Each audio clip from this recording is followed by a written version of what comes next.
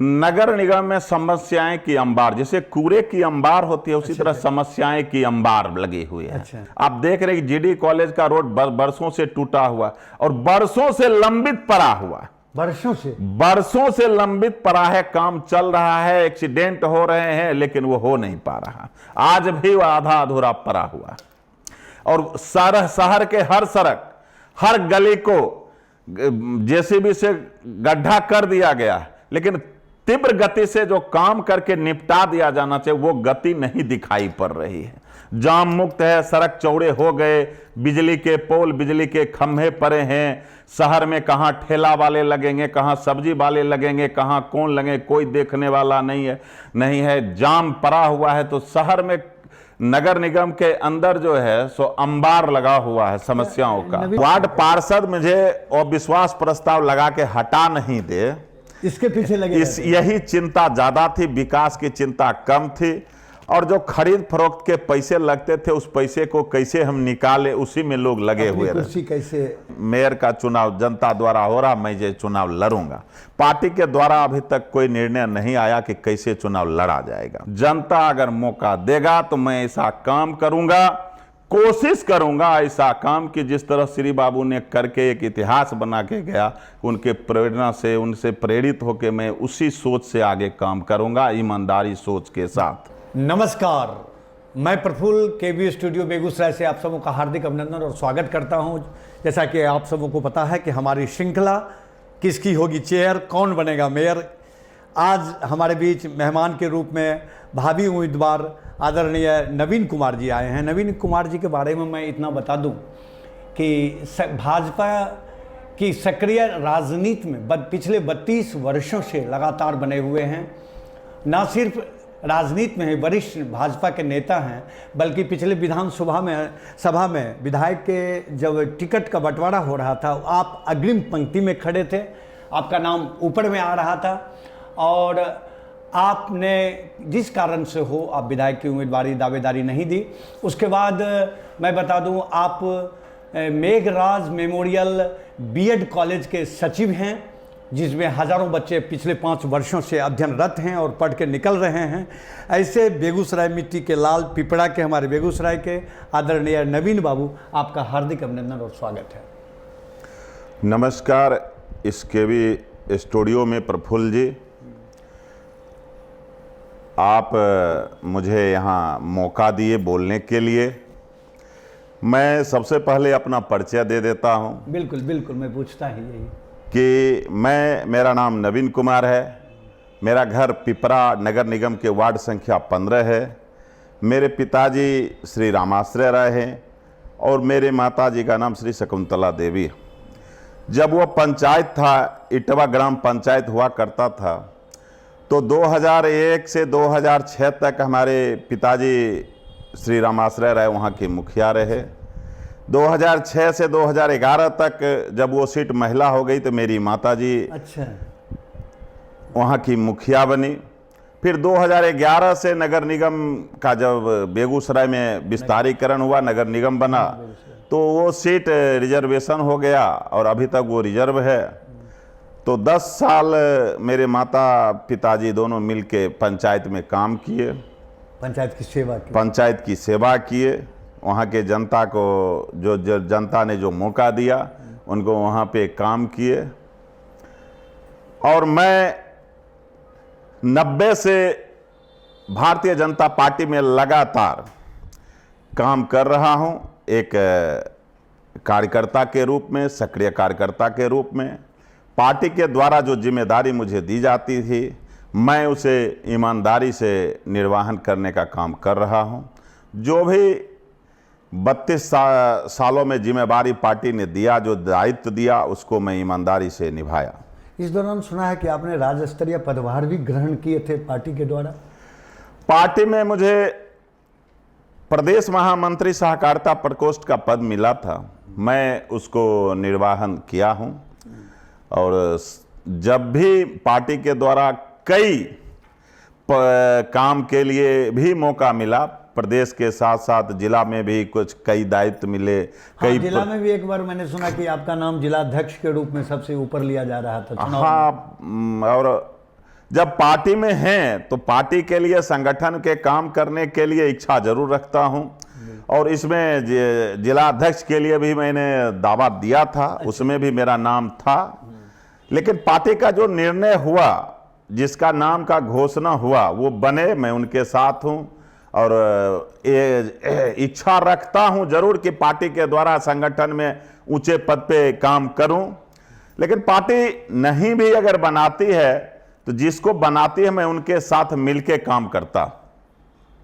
आपने राजनीतिक जीवन की शुरुआत भाजपा से ही की, किसी अन्य पार्टी में भी आपने योगदान दिया, या गए या नहीं गए, उसके बारे में कुछ चर्चा करें। नहीं, मैं 90 से भाजपा में ही सक्रिय, शुरुआत वहीं से की। शुरुआत वहीं से किए।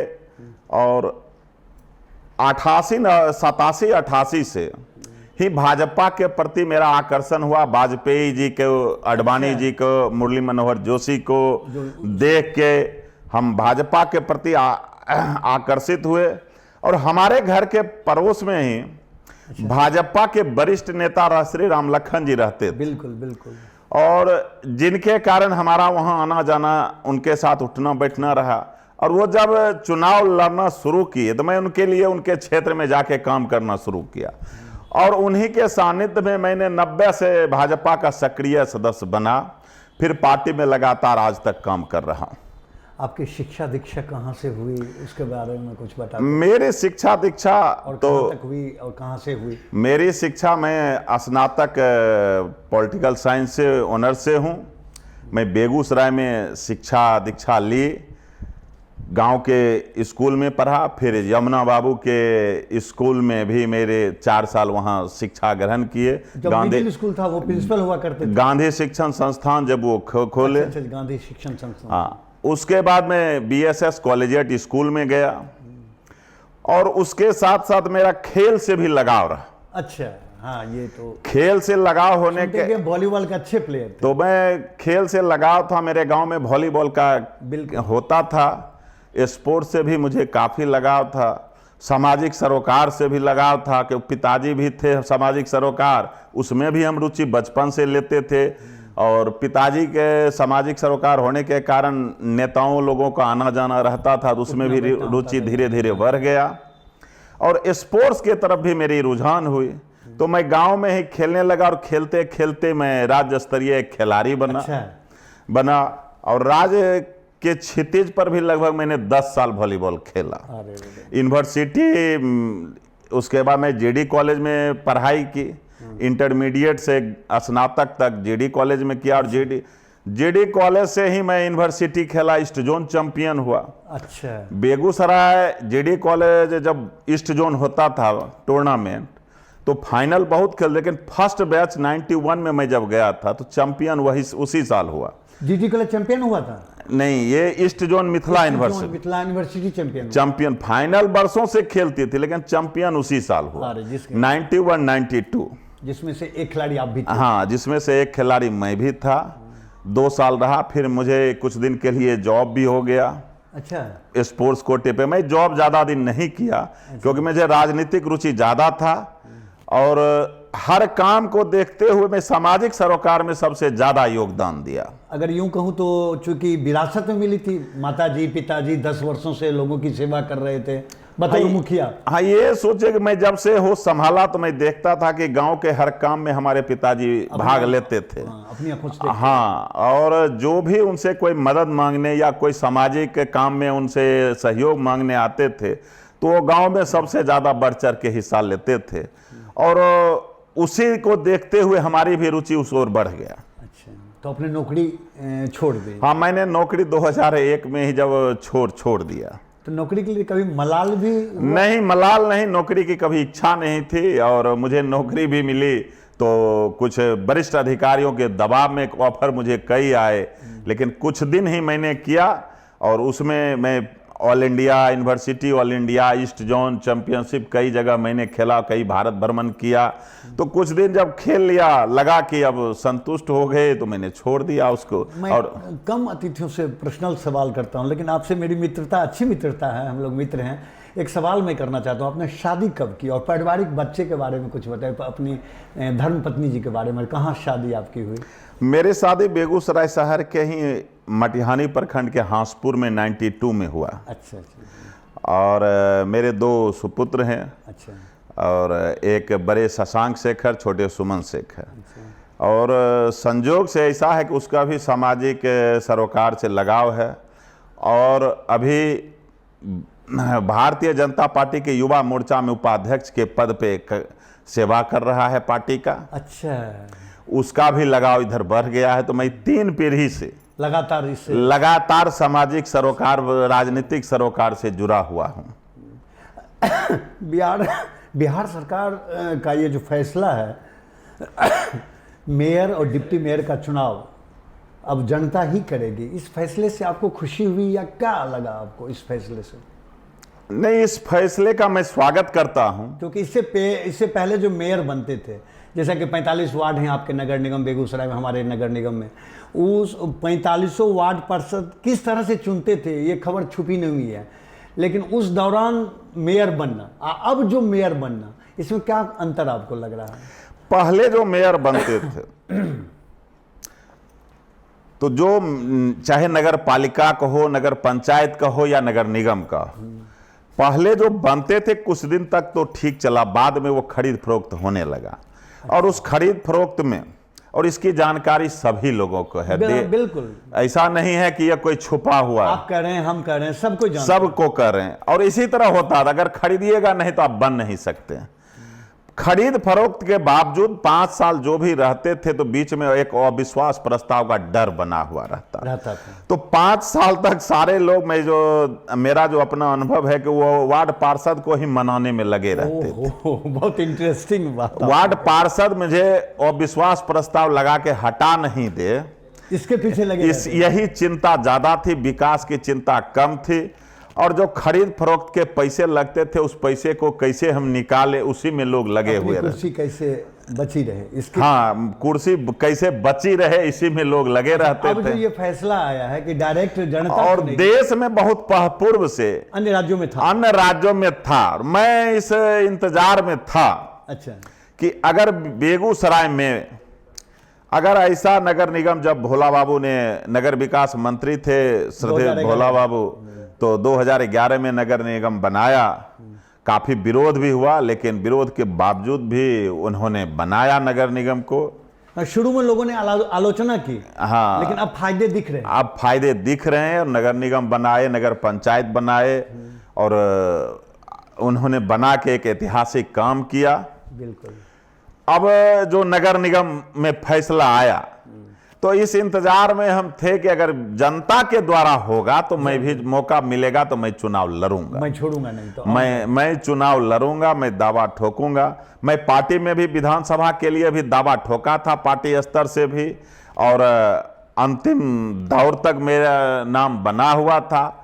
लेकिन जिस कारण से पार्टी का जो सार्वजनिक पार्लियामेंट्री बोर्ड, प्रदेश नेतृत्व, केंद्रीय नेतृत्व ने किया, जो भी फैसला किया, उस फैसला का मैंने स्वागत किया। जिसको भी बनाया उसके साथ मैंने काम किया और आज भी काम कर रहा हूं। कभी दुख व्यक्त नहीं किया? नहीं, कभी दुख व्यक्त नहीं किया। कभी पार्टी के विरोध में नहीं बोला, ना आज भी ना भविष्य में भी। धीरज। हाँ, पार्टी का निर्णय सर्वमान्य निर्णय है और पार्टी के रह के काम कर रहा हूं। पार्टी अभी जब ये आया जनता के द्वारा, तो इसमें अभी तक पार्टी की कोई गतिविधि नहीं है। लेकिन मैंने पार्टी में जनवरी में संजोग से प्रदेश अध्यक्ष जी के आवास पर मैं गया था। पार्टी अपनी मैं इच्छा व्यक्त कर चुका हूं कि मैं मेयर का चुनाव जनता द्वारा हो रहा, मैं ये चुनाव लड़ूंगा। पार्टी के द्वारा अभी तक कोई निर्णय नहीं आया कि कैसे चुनाव लड़ा जाएगा। तो सारे लोग दावा कर रहे हैं, मैं भी जनता के बीच में जा रहा। नवीन बाबू, 11 वर्षों से हमारा बेगूसराय नगर निगम है। इन 11 वर्षों में आपने नगर निगम को बड़ी करीब से देखा है, आपको क्या लगा है, क्या विकास हुआ है नगर निगम बेगूसराय में? नगर निगम में जो भी बने हैं मेयर, उपमेयर या वार्ड पार्षद, जो राशि आती है वो तो खर्च तो होती है, लेकिन कोई सिस्टम मुझे नहीं दिखता, कोई मास्टर प्लान से काम नहीं दिखता। राशि खर्च हो जाती है, लेकिन रोड टूट रहा है, बन रहा है, कुछ काम हो रही है। ऐसा नहीं है कि राशि नहीं खर्च होती है, लेकिन कोई मास्टर प्लान नहीं। सुनियोजित ढंग से नहीं है, सुसज्जित ढंग से नहीं है, बनता है टूटता है, क्वालिटी नहीं जो भी बना रहे। और हम जो देख रहे हैं, सड़क बन रहा है तो नाला टूट रहे हैं, नाला बन रहे हैं तो ढक्कन टूट रहे हैं। कोई ढक्कन की थिकनेस 6 इंची है, किसी की 4 इंची है, किसी की 8 इंची है। वो लगता नहीं है कि कोई सिस्टमेटिक सुनियोजित कोई काम हो रहा, सिर्फ एक कॉलम पूरा करना जिसको हम बोलते हैं कि हाँ काम हो रहा है। कोई मास्टर प्लान, कोई प्लान के तहत हमें नहीं दिखाई पड़ रही है कि नगर निगम में या कोई काम हो रहा है। अच्छा, हम सबों की शुभकामनाएं आपके साथ है। आप अगर मेयर बनते हैं तो आपका विजन क्या है? देखिए, मेरा विजन, मैं बेगूसराय की धरती पे श्री कृष्ण बाबू की कर्मभूमि रही है। बिल्कुल, सब कोई हम लोग जानते हैं। दिनकर जी की जन्मभूमि है, दिनकर जी के उपासक आप हैं, श्री बाबू के मैं हूं। बिल्कुल बिल्कुल, बहुत बहुत शुक्रिया। श्री बाबू को मैंने देखा नहीं, क्योंकि मेरे जन्म से पहले वो मुख्यमंत्री काल भी छोड़ चुके थे, चले भी गए थे इस दुनिया से। लेकिन उनके बारे में जो हम जानते थे, मैं भोला बाबू के साथ भी 30 साल रहा और लोगों नेताओं के साथ रहा। उनकी जो श्री बाबू के बारे में मुझे जो जानकारी मिली, उनसे मैं काफ़ी प्रभावित हूँ, उनको मैं प्रेरणा स्रोत मानता हूँ। बेगूसराय में जो इंडस्ट्री है आज उन्हीं की देन है।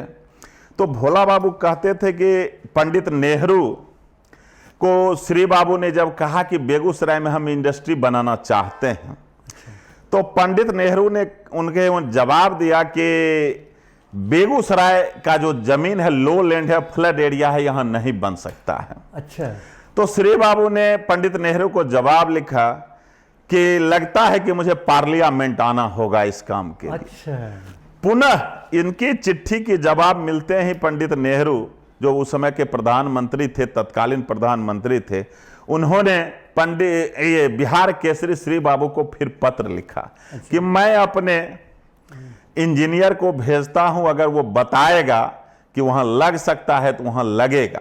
अच्छा, और उन्होंने इंजीनियर को भेजा और उन्होंने फिर उनको इंजीनियर के रिपोर्ट लेके बताया कि फ्लड एरिया है वहां पे काम। पहले तो बताया कि फ्लड एरिया है, फिर उन्होंने, इनकी दृढ़ इच्छा शक्ति, संकल्पित थे श्री बाबू, जिस वजह से इनके सामने प्रधानमंत्री ने झुक के और यहाँ इंडस्ट्री लगाने का निर्णय लिया और आज इंडस्ट्री कायम है, जो कि आज बेगूसराय की पहचान है, अखंड बिहार का में औद्योगिक राजधानी कहलाने वाले बेगूसराय। तो उसी सोच से मैं प्रभावित हूं कि इच्छा शक्ति मजबूत हो, काम त्वरित हो, ऑन द स्पॉट फैसला हो। अच्छा, ये सब मुझे लगता है कि इस तरह से काम करना चाहिए। तो मैं उनसे काफी प्रभावित हूं और उन्हीं वही सोच रखता हूं कि बिहार में मुख्यमंत्री बहुत बने, लेकिन श्री बाबू कोई नहीं हो सके। जो भी हैं वो श्री बाबू को अनुकरण करते हैं, उससे आगे कुछ नहीं, उससे आगे नहीं बढ़ पाए, अनुकरण करते हैं। मैं भी श्री बाबू को प्रेरणा स्रोत मानता हूं। मुझे जितनी जानकारी है मैं उनसे प्रेरित हूं और मैं चाहता हूं कि उन्हीं के सोच के साथ श्री बाबू ने जिस तरह औद्योगिक राजधानी बनाया, टाउनशिप बनाया, तो उसी तरह अगर मुझे मौका जनता देती है, जनता अगर आशीर्वाद देती है, तो मैं उसी तरह एक सुंदर, सुसज्जित, सुव्यवस्थित शहर नगर निगम बनाऊंगा। आज देश का नंबर 1 नगर निगम इंदौर कहलाता है। मैं ये दावे के साथ नहीं कह सकता हूं कि मैं तुरंत इंदौर बना दूंगा, लेकिन सोच में वही रखता हूं, ईमानदारी, सोच, संकल्प मेरा वही है। और मैं जो भी काम करता हूं, मैं क्वालिटी से समझौता नहीं करता। मैं चाहे मेरा पर्सनल हो या पार्टी के द्वारा हो या किसी भी काम में, मैं क्वालिटी से समझौता नहीं करता। लो स्टैंडर्ड का काम नहीं करता हूं। मैं बिल्कुल, अगर मुझे जनता आशीर्वाद देती है, साफ सुथरा काम करना है। अगर कोई तकनीकी रोस्टर में बदलाव नहीं हुआ, सामान्य रहा, तो मैं चुनाव जरूर लड़ूंगा, जनता के बीच जाऊंगा, जनता से आशीर्वाद मांगूंगा, मैं अपनी बात जनता के बीच रखूंगा। जनता अगर मौका देगा तो मैं ऐसा काम करूंगा, कोशिश करूंगा ऐसा काम कि जिस तरह श्री बाबू ने करके एक इतिहास बना के गया, उनके प्रेरणा से, उनसे प्रेरित होकर मैं उसी सोच से आगे काम करूंगा, ईमानदारी सोच के साथ। बिल्कुल, मैं भी कहूँगा कि आप जैसे आदमी को, लोगों की ज़रूरत है नगर निगम को, आप आए, यहाँ पर आए, काम करें। एक बात मैं यहाँ जानना चाहता हूँ कि आप पहले समस्याओं से आपको अवगत होना पड़ेगा। आपको वर्तमान नगर निगम बेगूसराय में क्या क्या समस्याएं दिखती है? नगर निगम में समस्याएं की अंबार, जैसे कूड़े की अंबार होती है, उसी तरह समस्याएं की अंबार लगी हुई है। अच्छा। आप देख रहे हैं कि नगर निगम सबसे बड़ी जाम से परेशान है। आई दिन, हाँ। बारिश होती है तो ड्रेनेज की समस्या बिल्कुल नहीं है। हम देख रहे हैं कि जो भी नगर निगम में पदाधिकारी, मेयर, उपमेयर, पार्षद, मुख्य पार्षद बनते हैं, हर वार्ड में नाला तो बन जाता है। अच्छा। लेकिन नाला का पानी कहां जाएगा ये पता नहीं। योजनाएं बन जाती है, राशि खर्च हो जाती है, क्वालिटी से काम नहीं होती, लेकिन वो नाला का निकास कहां होगा, कोई नहीं। अभी बुडको द्वारा टेंडर निकला है, काम हो रहा है, काम चल रहा है, लेकिन वो काम में जितनी गति होनी चाहिए वो नहीं है। काम इतनी कच्छप गति से, धीमी गति से कि काफी लोग परेशान। काम जब होगा तो परेशानी होगी, क्योंकि आवागमन का साधन रोड है मुख्य, लेकिन काम में जो गति होना चाहिए वो गति नहीं है। इस काम को क्वालिटी के साथ गति पूर्वक काम करना चाहिए। आप देख रहे हैं कि जीडी कॉलेज का रोड बरसों से टूटा हुआ और बरसों से लंबित पड़ा हुआ, बरसों से लंबित पड़ा है। काम चल रहा है, एक्सीडेंट हो रहे हैं, लेकिन वो हो नहीं पा रहा। आज भी वो आधा अधूरा पड़ा हुआ। और शहर के हर सड़क, हर गली को जेसीबी से गड्ढा कर दिया गया, लेकिन तीव्र गति से जो काम करके निपटा दिया जाना चाहिए वो गति नहीं दिखाई पड़ रही है। जाम मुक्त है, सड़क चौड़े हो गए, बिजली के पोल, बिजली के खंभे पड़े हैं। शहर में कहां ठेला वाले लगेंगे, कहां सब्जी वाले लगेंगे, कहां कौन लगे, कोई देखने वाला नहीं है। जाम पड़ा हुआ है। तो शहर में नगर निगम के अंदर जो है सो अंबार लगा हुआ है समस्याओं का। नवीन बाबू, क्या आप इसके पीछे किसके वजह क्या मानते हैं, या निष्क्रियता की नहीं किया है, इच्छा शक्ति नहीं है उनकी जो तेजी से काम हो? क्या आपका मानना ये है? अब हमको तो लगता है कि जो चेयर पर हैं, अभी तो नगर निगम में 1 साल से तो भंग पड़ा है, वो नगर आयुक्त साहब, नगर आयुक्त साहब हैं, लेकिन जो गति मिलनी चाहिए वो नहीं है। प्रयास हो रही है, लेकिन जो गति, और ये भी हमको लगता है कि कोई मेयर का पद खाली है, भी पड़ा हुआ है, ये भी एक शिथिलता का कारण हो सकता है।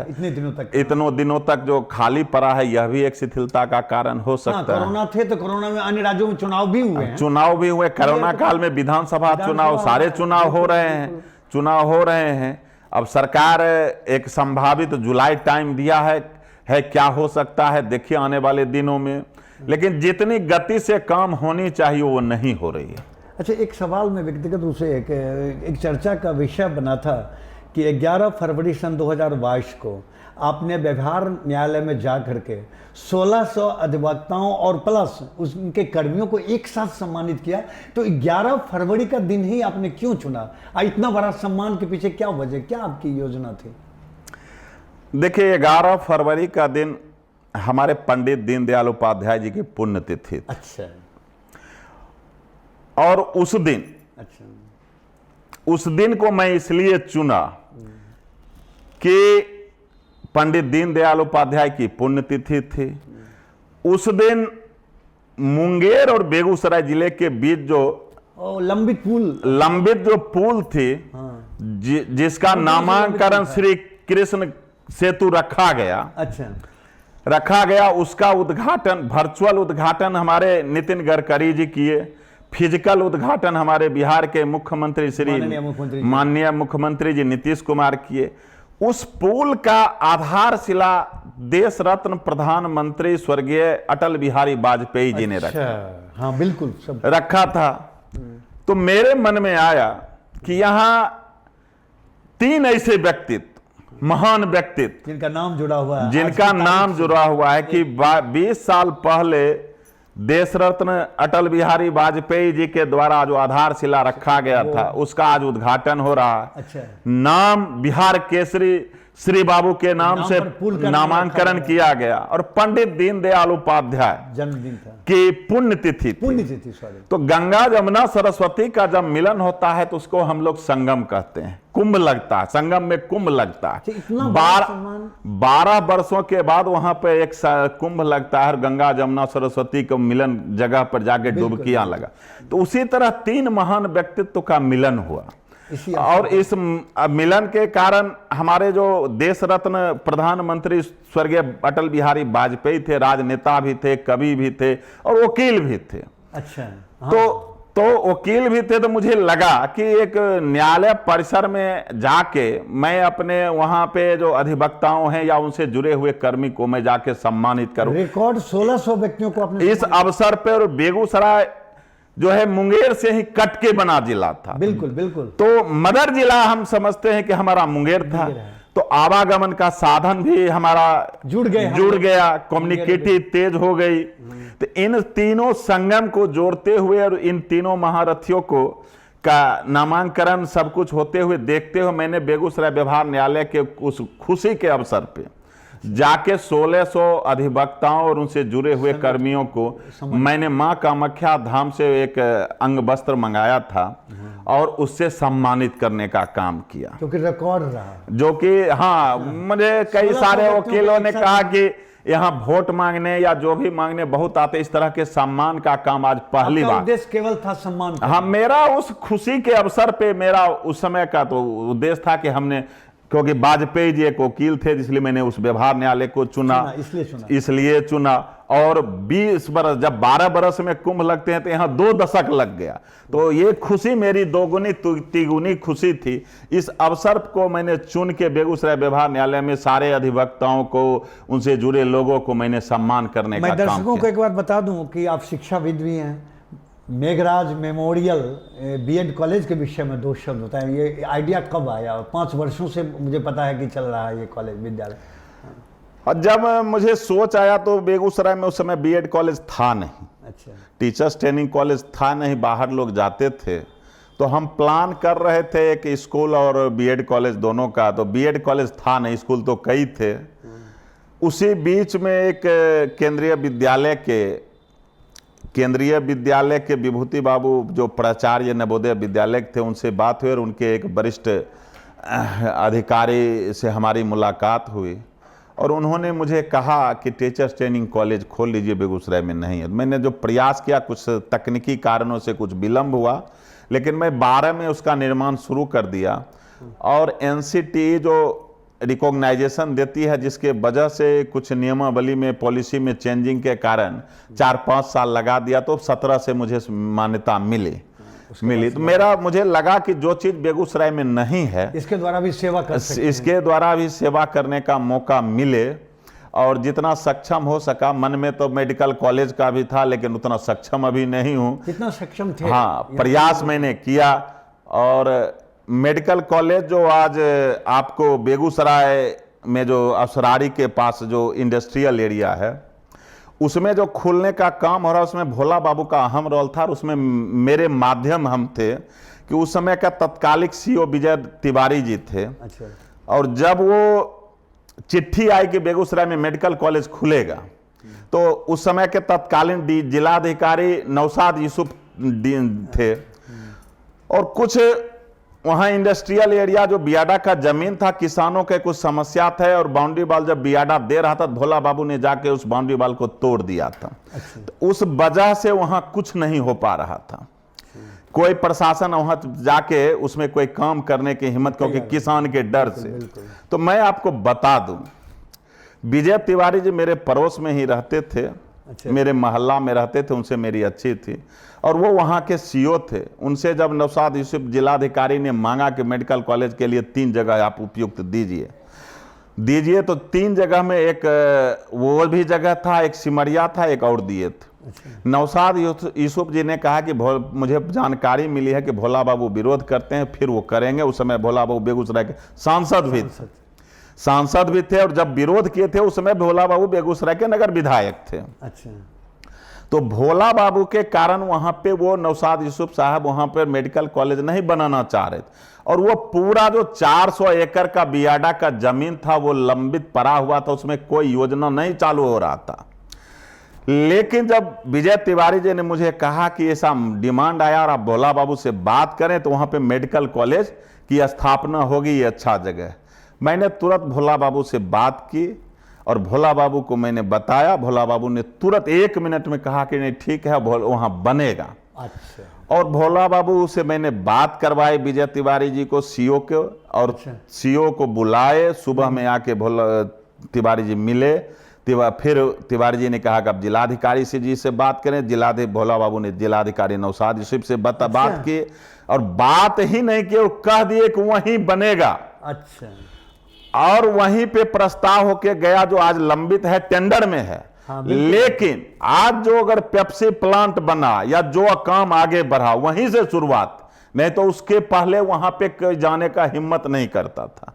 उसमें भी मेरा उस जमीन को फ्री कराने में अहम योगदान है। बहुत बहुत साधुवाद की बात है। आज अगर वो काम नहीं होता तो आज वहां पेप्सी प्लांट नहीं चालू होता, या और जो इंडस्ट्री के लिए जो विकास के काम में जो अलॉट हुआ है वो भोला बाबू के डर से कोई पदाधिकारी अधिकारी हिम्मत नहीं जुटा पा रहे थे। आपने उसमें बहुत सारे प्रयास, उसमें मैंने प्रयास किया। फिर भोला बाबू से मैंने एम्स के लिए भी बात किया। उस समय जेपी नड्डा तत्कालिक स्वास्थ्य मंत्री भारत सरकार थे, और सीओ साहब ने जमीन का पूरा डिटेल दिया लाके भोला बाबू से। फिर हमारी एम्स के लिए भी प्रयास किया? हाँ, एम्स के लिए भी मैंने प्रयास किया। भोला बाबू ने मुझे चिट्ठी भी दी, पार्लियामेंट बोर्ड में भी उठाए, लेकिन वह स्वस्थ के कारण फिर वो लगातार वो स्वस्थ होते गए।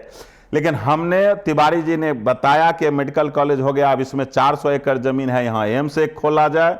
इसके लिए भी हमने प्रयास किया, सफल नहीं हो सके। बाद में राकेश सिन्हा जी भी उठाए, हमारे मंत्री जी भी चाह रहे हैं, तत्कालिक मंत्री गिरिराज जी भी चाह रहे हैं। लेकिन हमारी सोच उस समय भी था कि यहाँ एक एम्स खुले, चिट्ठी उन्होंने, मेडिकल कॉलेज खुले। मेडिकल कॉलेज तो वहीं पास है, बनेगा वहीं 40 एकड़ लगभग वहां अलॉट हो चुका है। तो मेरा सोच हमेशा है कि पॉजिटिव कंस्ट्रक्टिव रहा। मैं आज एक बात और बता देता हूं, बिल्कुल, कि जिस साम्हो पुल की चर्चा आज हो रही है, मैं 2014 में बेगूसराय में भोला बाबू के साथ काफी एग्रेसिव था लोकसभा चुनाव में। और जब साम्हो पुल पे ये लोकसभा चुनाव में साम्हो गया चुनाव प्रचार करने भोला बाबू के साथ, तो भोला बाबू के गाड़ी पे मैं था, भोला बाबू थे, वहां के स्थानीय लोग थे, लगभग 200 व्यक्ति थे। अच्छा। लगभग 200 व्यक्ति थे वहां पे। चुनाव प्रचार काफिला जैसे ही शुरू हुई, मेरे हाथ में माइक था। मैंने फर्स्ट शब्द यही कहा कि इस लोकसभा चुनाव में भोला बाबू को आप मत वोट दीजिए, कमल छाप पे वोट दीजिए, और भोला बाबू चुनाव जीतते हैं तो नरेंद्र मोदी प्रधानमंत्री बनेंगे। नरेंद्र मोदी जब प्रधानमंत्री बनेंगे तो बेगूसराय, मटिहानी और साम्हो के बीच जो गंगा नदी है, उनके प्रधानमंत्री बनने के बाद उनके 5 वर्षीय काल में ही ये बेगूसराय मटिहानी के बीच जो साम्हो पुल जो खाए है, इस पे एक पुल का निर्माण होगा, और इसका शिलान्यास उद्घाटन दोनों प्रधानमंत्री नरेंद्र मोदी ही करेंगे। अच्छा, जैसे वादा किया था पब्लिक से, मैंने इस बात की चर्चा की। अच्छा, जैसे ही मैं ये शब्द माइक से बोला कि मुझे जो 100-150 लोग थे मेरे हाथ से माइक छीन लिए। अच्छा, छीन लिए और मुझ पे अटैक किए कि आप गलत बोल रहे हैं, आप भड़काने आ रहे हैं, ये असंभव काम है। अच्छा, उनको विश्वास नहीं हो रहा था कि जो आप ये शब्द क्यों बोल रहे हैं कि इस पे पुल बनेगा मटिहानी और साम्हो के बीच में, ये दिवा स्वप्न दिखा रहे हैं। दिवा स्वप्न आप दिखा के भड़काने का काम क्यों कर रहे हैं। और हमें सिर्फ पीटे ही नहीं, मेरे हाथ से माइक छीन लिए, कहे गाड़ी पर से उतारो इसको। अरे ये प्रलोभन क्यों दे रहा है? क्यों प्रलोभन दे रहे हैं आप, क्यों ऐसा बात बोल रहे हैं जो वोट लेने के लिए। उसके बाद भोला बाबू ने सभी लोगों को डांटे। भोला बाबू ने कहा कि इनको माइक दो, ये ठीक कह रहा है। मैंने उस चुनाव प्रचार में पूरे साम्हो में इस बात की चर्चा की। आज सफल हो रहा है। और लेकिन वो सिर्फ उसी दिन चुनावी प्रचार बन के रह गया, क्योंकि भोला बाबू बने लेकिन ये बात पार्लियामेंट में नहीं उठा सके, बीमार हुए, लगातार बीमार होते रहे, कुछ दिन रहे, लेकिन ये बात उसी दिन तक सीमित रह गई, आगे नहीं हुआ। फिर 2019 में जेडी कॉलेज में नॉमिनेशन में इस बात को बोगो सिंह ने उठाए, मटिहानी तत्कालीन विधायक जिसको राकेश सिन्हा ने आगे बढ़ाने का काम किया, फिर गडकरी जी पहल किए, गडकरी जी बहाल किए, जो चल रहा है। तो जो चल, मेरा कहने का मतलब यह है कि मैंने उस चीज को 14 में भी चर्चा की। आपकी सोच हमेशा कंस्ट्रक्टिव बेगूसराय के भविष्य, सिर्फ विकास की गति कैसे बढ़े, मेरा ध्यान उस पे है। समय की सीमा है नवीन बाबू, हम चलते चलते आपसे कहना ये चाहेंगे कि आप हमारी जनता से, जो आप निश्चित हमारी शुभकामनाएं आपके साथ है, आप पहले ये बताएं, बनते ही 1 मिनट में एक सवाल का जवाब दें कि 3 ऐसा कौन काम है जिस पर आप पहल करना चाहेंगे। सबसे पहला काम बेगूसराय को चाहेंगे कि व्यवस्थित करें, जाम मुक्त करें, पानी का निकासी हो। और जो सड़क पे जो चौड़ीकरण होने के बावजूद भी बिजली का पोल जहां तहां ठेला लगा हुआ, जहां तहां सब्जी मंडी लगी हुई है, तो सारे लोगों को चिंताएं हम करेंगे कि सब्जी मंडी कहां लगे, पार्किंग कहां हो, जाम मुक्त कैसे हो, रोड का विकास कैसे हो। क्या बेगूसराय को एक स्टेडियम की जरूरत है? इसको बेगूसराय में एक बड़ा पार्क बने, बेगूसराय में एक ऐसा स्टेडियम बने जहां पर खिलाड़ियों को खेलने का मौका मिले, वहां के बेगूसराय के लोग खिलाड़ियों की प्रतिभा राष्ट्रीय अंतर्राष्ट्रीय स्तर पर उभरने का मौका मिले। तो जब अगर जनता आशीर्वाद देती है तो इन सब मुद्दों पर हम प्रकाश डालेंगे, त्वरित कार्रवाई करेंगे। नगर निगम का आय कैसे बढ़े, नगर निगम का विकास कैसे हो, क्वालिटी के साथ काम समझौता नहीं करेंगे। आपका नारा है, वो मेरा नारा है। सोच ईमानदारी हो, दृढ़ संकल्पित हो। मैं इस पे बार बार कहता हूं कि क्वालिटी से मैं समझौता नहीं करता। अच्छा, हमारे स्टूडियो के विषय में डॉक्टर रोशन सर का जो ये प्रयास चल रहा है बरसों से लोगों को यहाँ तक, रोशन जी को मैं बहुत बहुत धन्यवाद देता हूं कि हम लोगों की आवाज़ को जनता के बीच पहुंचाने का काम कर रहे हैं, ये इस नेक काम के लिए, और हम लोग को मौका देते हैं इस स्टूडियो में। उनको मैं अपने दिल की गहराई से धन्यवाद देता हूं। बहुत बहुत धन्यवाद। तो आज थे किसकी होगी चेयर, कौन बनेगा मेयर की हमारी श्रृंखला में आदरणीय नवीन कुमार जी, जो कि हमारे बीच आज आपके साथ थे। मैं इनको बहुत बहुत इनके प्रति आभार व्यक्त करता हूं। बहुत बहुत धन्यवाद नवीन जी।